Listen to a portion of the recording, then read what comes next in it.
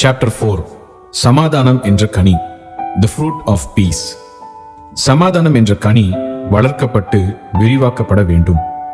சமாதானம் என்ற கனி திராட்சை ரசமாகிய இயேசு கிறிஸ்துவின் சமாதானம். அந்த சமாதானம் கிளைகளாகிய விசுவாசிகளுக்குள்ளும் மற்றும் அவர்கள் மூலமாகவும் பாய்கின்றது. இயேசு கிறிஸ்துவின் மூலம் வரும் சமாதானத்தை பெறுகிறவர்கள் மற்றும் அதற்கு தங்களை ஒப்புக் கொடுப்பவர்கள் சத்ருவினால் வரும் தடுமாற்றங்களையும் கன்னிகைகளையும் பல இன்னல்களையும் தவிர்க்க முடியும். கலாத்தியர் 5ஆம் அதிகாரம் 22-23 வசனம்.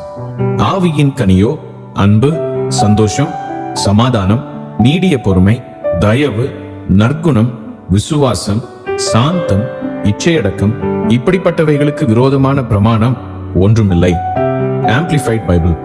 ஆவியின் கனியோ அன்பு, சந்தோஷம், சமாதானம், நீடிய பொறுமை, தயவு, நற்குணம், விசுவாசம், சாந்தம், இச்சையடக்கம், இப்படிப்பட்டவைகளுக்கு எதிரான பிரமாணம் ஒன்றுமில்லை. சமாதானம் என்பது உள்ளார்ந்த ஸ்திரத்தன்மை. சாந்தம் இளைப்பாறுதல் மற்றும் பயம் சார்ந்த எண்ணங்களிலிருந்து விடுதலை. அது ஓர் உணர்வு அல்ல. குறிப்பு 1. கர்த்தராகிய இயேசு கிறிஸ்து தம் சமாதானத்தையே ஒவ்வொரு விசுவாசிக்கும் கொடுத்துள்ளார். யோவான் 14ஆம் அதிகாரம் 27ஆம் வசனம். சமாதானத்தை உங்களுக்கு வைத்து போகிறேன், என்னுடைய சமாதானத்தையே உங்களுக்கு கொடுக்கிறேன். உலகம் கொடுக்கிற பிரகாரம் நான் உங்களுக்கு கொடுக்கிறதில்லை. உங்கள் இருதயம் கலங்காமலும் பயப்படாமலும் இருப்பதாக. Amplified Bible. யோவான் 14ஆம் அதிகாரம் 27ஆம் வசனம். சமாதானத்தை உங்களுக்கு வைத்து போகிறேன், என்னுடைய சமாதானத்தையே உங்களுக்கு கொடுக்கிறேன். உலகம் கொடுக்கிறபடி நான் உங்களுக்கு கொடுப்பதில்லை. உங்களுடைய இருதயம் கலங்காமலும் பயப்படாமலும் இருப்பதாக. சமாதானத்தில் நீடித்து நிலைக்க உணர்வு பூர்வமான முடிவு எடுக்க வேண்டும். கர்த்தரின் சமாதானம் உங்கள் இருதயத்தில் உள்ளது. எப்படி இருந்தாலும் உங்கள் எண்ணங்கள், சூழ்நிலைகள் ஆதிக்கம் செலுத்தி சமாதானத்தை இழந்து போக அனுமதிக்க வேண்டாம். குறிப்பு 2. திடீரென்று தோன்றும் கடுமையான மனவேதனையை உண்டாக்கும் போராட்டம் நிறைந்த உலகத்தில் வாழ்ந்து கொண்டிருக்கிறோம். மத்தேயு 24ஆம் அதிகாரம் 6ஆம் வசனத்தில் யுத்தங்களையும் யுத்தங்களின் செய்திகளையும் கேள்விப்படுவீர்கள். கலங்காதபடி எச்சரிக்கையாயிருங்கள். இவைகளெல்லாம் சம்பவிக்க வேண்டியதே, ஆனாலும் முடிவு உடனே வராது. மத்தேயு 24ஆம் அதிகாரம் 8ஆம் வசனம். இவைகளெல்லாம் வேதனைகளுக்கு ஆரம்பம். பிரச்சனையின் மத்தியிலும் சமாதானமாய் வாழ கிறிஸ்து உன்மேல் நோக்கமாய் உள்ளார். உலகத்தில் பாடுகளும் உபத்திரவங்களும் உண்டு என்று கர்த்தரின் வாக்குத்தத்த வார்த்தை. கடும் சூறாவளியின் மத்தியிலும் உனக்கு சமாதானம். குறிப்பு 3. சமாதானத்தை வளர்ப்பதற்கு உதவும் வழிகளில் 1 ஜெபம். பிலிப்பியர் 4ஆம் அதிகாரம் 6ஆம் வசனம்.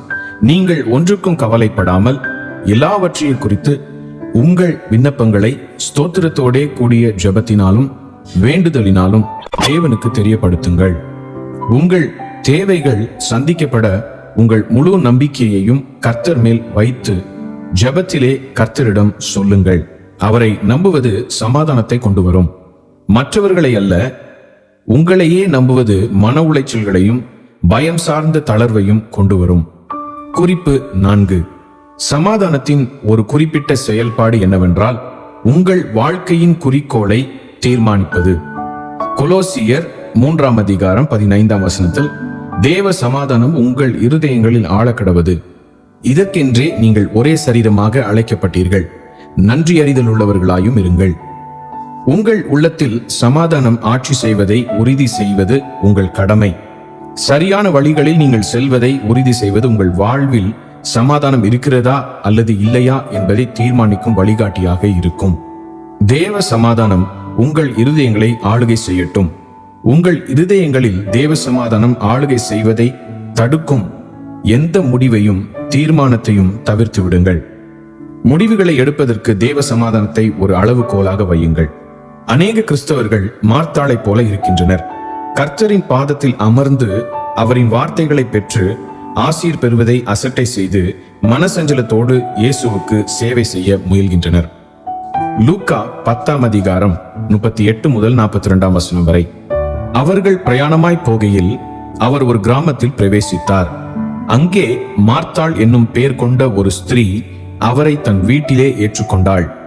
அவளுக்கு மரியாள் எனப்பட்ட ஒரு சகோதரி இருந்தாள். அவள் இயேசுவின் பாதத்தருகே உட்கார்ந்து அவருடைய வசனத்தை கேட்டுக்கொண்டிருந்தாள்.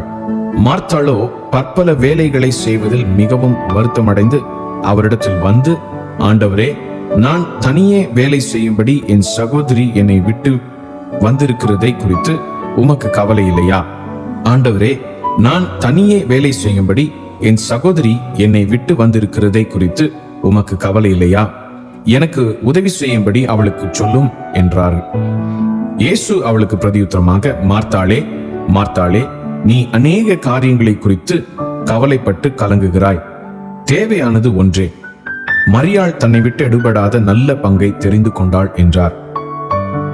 குறிப்பு 5. சமாதானம் பண்ணுகிறவர்களாய் இருங்கள்.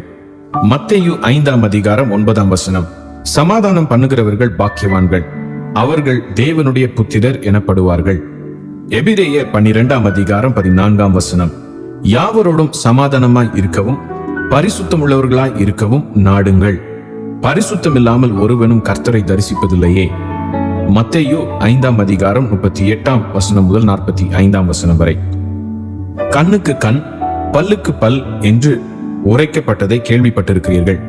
நான் உங்களுக்கு சொல்லுகிறேன், தீமையோடு எதிர்த்து நிற்க வேண்டாம்.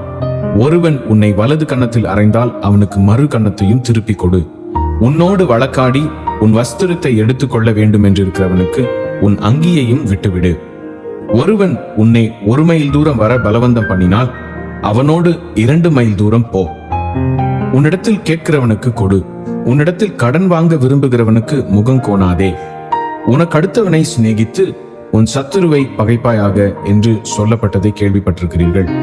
நான் உங்களுக்கு சொல்லுகிறேன், உங்கள் சத்துருக்களை சிநேகியுங்கள், உங்களை சபிக்கிறவர்களை ஆசீர்வதியுங்கள், உங்களை பகைக்கிறவர்களுக்கு நன்மை செய்யுங்கள், உங்களை நிந்திக்கிறவர்களுக்காகவும் உங்களை துன்பப்படுத்துகிறவர்களுக்காகவும் ஜெபம் பண்ணுங்கள். இப்படி செய்வதனால் நீங்கள் பரலோகத்தில் இருக்கிற உங்கள் பிதாவுக்கு புத்திரராய் இருப்பீர்கள். அவர் தீயோர் மேலும் நல்லோர் மேலும் தமது சூரியனை உதிக்க பண்ணி நீதியுள்ளவர்கள் மேலும் அநீதியுள்ளவர்கள் மேலும் மழையை பெய்ய பண்ணுகிறார். ரோமர் 12ஆம் அதிகாரம் 19ஆம் வசனம் முதல் 21ஆம் வசனம் முடிய. பிரியமானவர்களே, பழிவாங்குதல் எனக்குரியது, நானே பதில் செய்வேன் என்று கர்த்தர் சொல்லுகிறார் என்று எழுதியிருக்கிறபடியால் நீங்கள் பழிவாங்காமல் கோபாக்கினைக்கு இடம் கொடுங்கள். அன்றியும் உன் சத்துரு பசியா இருந்தால் அவனுக்கு போஜனம் கொடு, அவன் தாகமாயிருந்தால் அவனுக்கு பானம் கொடு. நீ இப்படி செய்வதினால் அக்கினி தழலை அவன் தலையின் மேல் குவிப்பாய். நீ தீமையினால் வெல்லப்படாமல் தீமையை நன்மையினாலே வெல்லு. மக்கள் அமைதியுள்ள சமாதான வாழ்க்கை நடத்த ஜெபியுங்கள். சமாதானமும் பாதுகாப்பான வாழ்க்கை நீங்கள் நடத்த கர்த்தர் விரும்புகிறார். 1 தீமோத்தேயு 2ஆம் அதிகாரம் 1-2 வசனங்கள். நான் பிரதானமாய் சொல்லுகிற புத்தி என்னவெனில், எல்லா மனுஷருக்காகவும் விண்ணப்பங்களையும் ஜெபங்களையும் வேண்டுதல்களையும் ஸ்தோத்திரங்களையும் பண்ண வேண்டும். நாம் எல்லா பக்தியோடும் நல்லொழுக்கத்தோடும் கலகமில்லாமல் அமைதியுள்ள ஜீவனம் பண்ணும்படிக்கு ராஜாக்களுக்காகவும் அதிகாரமுள்ள யாவருக்காகவும் அப்படியே செய்ய வேண்டும். குறிப்பு 7. கர்த்தருடைய வார்த்தைக்கு கீழ்ப்படிவது சமாதானத்தை உண்டு பண்ணும். கர்த்தர் தம் வார்த்தை மூலம் கிரியை செய்கிறார். அவர் சமாதான காரணர். யோவான் 16ஆம் அதிகாரம் 33ஆம் வசனம்.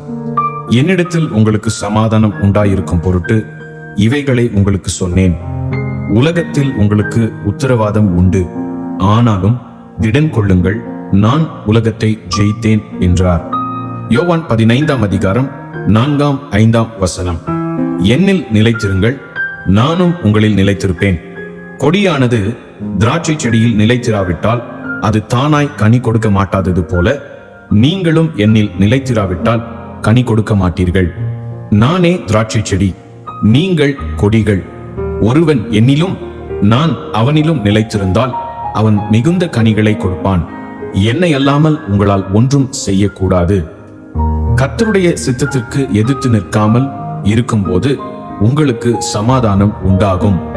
குறிப்பு 8. நீங்கள் கர்த்தருடைய வார்த்தையை கேட்கலாம், பெற்றுக்கொள்ளலாம், படிக்கலாம். ஆனால் கர்த்தரின் வார்த்தையின்படி செய்யும் போது மாத்திரமே சமாதானம் உண்டாகும். ஏசாயா 26ஆம் அதிகாரம் 3ஆம் வசனம். உம்மை உறுதியாய் பற்றி கொண்ட மனதையுடையவன் உம்மையே நம்பியிருக்கிறபடியால் நீர் அவனை பரிபூர்ண சமாதானத்துடன் காத்துக்கொள்வீர். பிலிப்பியர் 4:9. நீங்கள் என்னிடத்தில் கற்றும் அடைந்தும் கேட்டும் கண்டும் இருக்கிறவைகளோ அவைகளையே செய்யுங்கள், அப்பொழுது சமாதானத்தின் தேவன் உங்களோடு இருப்பார். யோவான் 14:21. என் கற்பனைகளை பெற்றுக்கொண்டு அவைகளை கை கொள்ளுகிறவனே என்னிடத்தில் அன்பாயிருக்கிறவன், நானும் அவனிடத்தில் அன்பாயிருந்து அவனுக்கு என்னை வெளிப்படுத்துவேன் என்றார். ஏசாயா 48:17-18. இஸ்ரவேலின் பரிசுத்தராய் இருக்கிற உன் மீட்பரான கர்த்தர் சொல்லுகிறதாவது, பிரயோஜனமாய் இருக்கிறதை உனக்கு போதித்து நீ நடக்க வேண்டிய வழியிலே உன்னை நடத்துகிற உன் தேவனாகிய கர்த்தர் நானே. என் கற்பனைகளை கவனித்தாயானால் நலமாயிருக்கும், அப்பொழுது உன் சமாதானம் நதியைப் போலும் உன் நீதி சமுத்திரத்தின் அலைகளைப் போலும் இருக்கும். நீதிமொழிகள் 3:1-2. என் மகனே, என் போதகத்தை மறவாதே, உன் இருதயம் என் கட்டளைகளை காக்க கடவது. அவைகள் உனக்கு நீடித்த நாட்களையும் தீர்க்காயுசையும் சமாதானத்தையும் பெருக பண்ணும். அறிக்கை: தேவ சமாதானம் என் மனதை ஒரு காவலர் படையைப் போல பாதுகாக்கும்.